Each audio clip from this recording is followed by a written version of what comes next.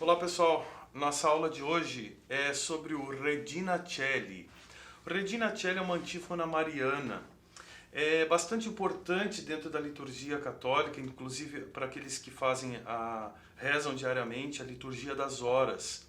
Ou quem não reza a liturgia das horas, mas tem o hábito salutar de fazer o Angelus, ou Ângelus, a hora do Ângelus, que em alguns países, ou por costume, ou por orientação da própria igreja, faz ao meio-dia, como é o caso do Brasil, mas em alguns países, por exemplo, da Península Ibérica, que é Portugal e Espanha, se usa fazer ao pôr do sol, às 6 horas da tarde. Alguns antigos aqui do Brasil, especialmente de regiões mais portuguesas ou açorianas, ainda têm o hábito de fazer o Ângelus, ou pelo menos rezar uma Ave Maria, às 6 horas da tarde, né? No interior, pelo menos que eu conheço, no interior do Rio Grande do Sul, Santa Catarina, algumas regiões, se reza a Ave Maria e se diz a hora da Ave Maria, essas 6 da tarde, né? Por costume, mais ou menos, que eu conheça em todo o Brasil, especialmente nos seminários, nas casas religiosas ou nas famílias que têm esse ato de devoção diária, fazem ao meio-dia. Mas a questão aqui nossa não é o horário que se faz, mas dizer que o Regina Coeli, essa antiga e importante oração, ela substitui o Ângelus durante todo o período do tempo pascal, ou seja, aquele tempo depois da Páscoa. Então, ao invés de se rezar o Ângelus, pode-se rezar esse Regina Coeli. A nossa segunda parte da aula vai ser efetivamente de como executar esse Regina Coeli, que é uma oração, enfim, católica. Mas eu queria fazer uma sensibilização antes. Eu tenho por escrito aqui, eu acho que vai ficar de uma maneira mais redondinha para a gente ver o que é o essencial. Teremos à disposição também esse texto aqui nesse vídeo. Essa antífona mariana, então, é recitada durante o tempo pascal, usada em diversos serviços e que substitui o Ângelus, como eu falei. Sua origem remonta ao ano de 590, quando Roma, devastada pelo Tibre, reduzida à fome e à peste. O Papa São Gregório Magno, então Papa dessa época, que sabemos foi o que recebeu a homenagem desse gênero, né, que nós chamamos hoje canto gregoriano.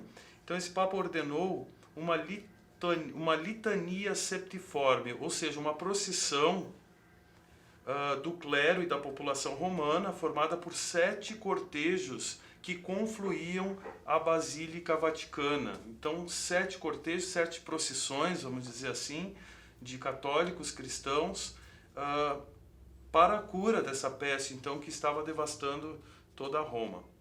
Enquanto a multidão caminhava pela cidade, a pestilência chegou a um tal furor que no breve espaço de 1 hora, 80 pessoas caíram mortas no chão. Mas São Gregório não cessou um instante de exortar o povo para que continuassem a rezar, e que diante do cortejo fosse levado ao quadro da Virgem que chora, o Ora Coeli, pintado, segundo a tradição, pelo evangelista São Lucas. À medida que a imagem avançava, a área se tornava mais sã e limpa à sua passagem, e os miasmas da peste se dissolviam. Veja esse importante dado, que em princípio histórico, mas digamos que a tradição preserva como um fato notável, um fato relevante na biografia de São Gregório Magno e também dentro da história da Igreja. Junto da ponte em que une a cidade ao castelo, inesperadamente, ouviu-se um coro que cantava por cima da sagrada imagem: Regina Coeli letare, aleluia, ou seja, Rainha dos céus, alegra-te, aleluia. Após o canto, os anjos se colocaram em círculo em torno do quadro de Nossa Senhora pintado por São Lucas. São Gregório Magno, erguendo os olhos, viu sobre o castelo Sant'Angelo um anjo exterminador que, após enxugar a espada, da qual escorria sangue, colocou-a na bainha como um sinal de cessamento do castigo. Até hoje no castelo de Sant'Angelo, a mais alta torre impera a solene e importante imagem de São Miguel Arcângelo. Para quem for a Roma, fica muito próximo do Vaticano, inclusive esse castelo ele faz parte da história da igreja, de algumas situações que ocorreram, políticas inclusive que ocorreram na igreja. Reza a lenda, eu não sei se é verdade ou não, que ele tem uma conexão subterrânea com o próprio Vaticano. Mas isso é apenas uma curiosidade, não é o foco e nem a área nossa de interesse.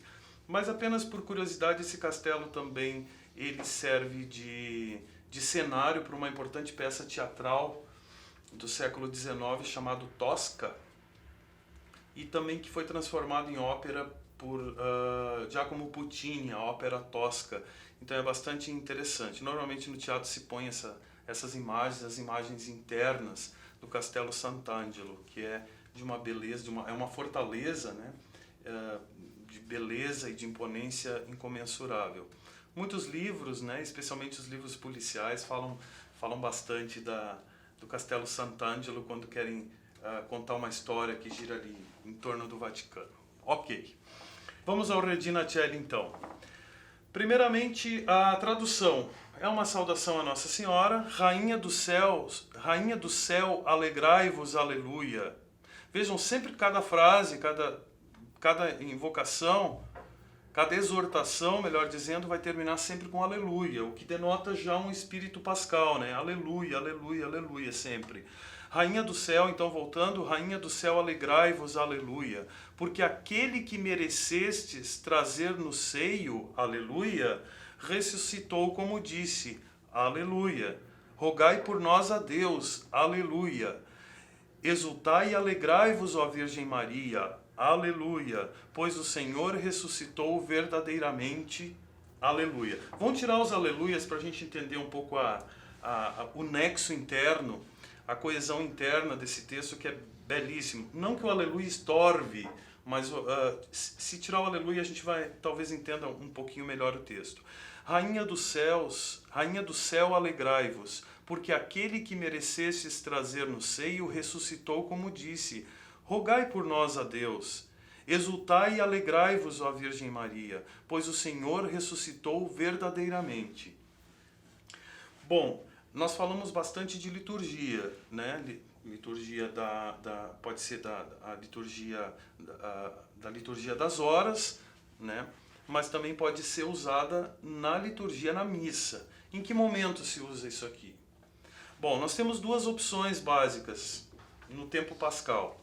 Para aqueles sacerdotes que fazem uso da tradicional saudação mariana no final da missa, pode-se fazer antes da bênção final. Como é que se processa isso? É muito simples. Inclusive pode sugerir ao seu pároco, ao sacerdote da qual você frequenta a missa e auxilia-nos na liturgia, né, na parte musical da liturgia. Terminada a oração pós-comunhão, quando ocorrem ali algumas orientações, alguns avisos, ok. Terminado aquilo ali, o sacerdote e os acólitos, enfim, coroinhas, o que tiver à mão, quem estiver servindo ao altar, se dirigem à imagem da Nossa Senhora. Em princípio, a gente sabe, né, toda a Igreja Católica tem ou deveria ter uma imagem de Nossa Senhora no altar. De qualquer forma, a gente se volta, o sacerdote se volta para a imagem de Nossa Senhora e se faz essa saudação mariana durante o período pascal. Quando não for o período pascal, se faz uma outra saudação. Pode ser um Ave Regina Celorum, pode ser um Salve Regina, pode ser uma oração da Ave Maria, cantada ou rezada, né, em prosa. Pode ser outro canto devocional, né? Dai-nos a bênção, ó Mãe querida. Enfim, os cantos devocionais que você que estiver arbitrando e organizando a liturgia achar mais adequado. Então vamos à pronúncia do Regina Coeli. E não é Regina Coeli. É esse R rolado ao modo italiano, na pronúncia eclesiástica, Regina e não Regina. Regina Coeli, letare, alleluia. Quia quem meruisti, e não meruisti. Meruisti portare aleluia. Aleluia é igual no português. Aqui tem uma palavrinha que, por vezes, requer um pouquinho de treinamento, que é o resurrexit. Resurrexit. Resurrexit sicut dixit. É um pouquinho mais difícil, né? Resurrexit sicut dixit, aleluia.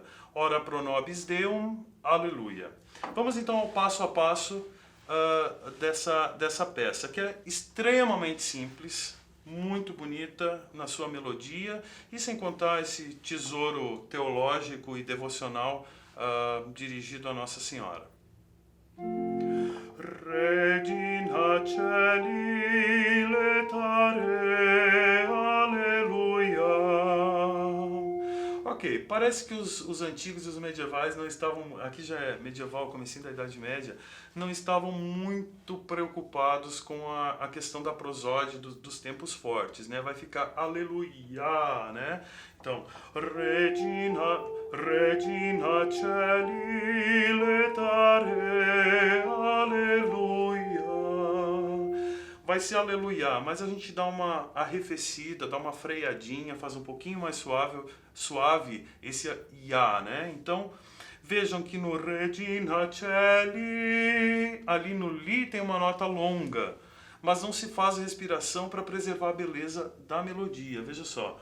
Regina Celi letare, aleluia.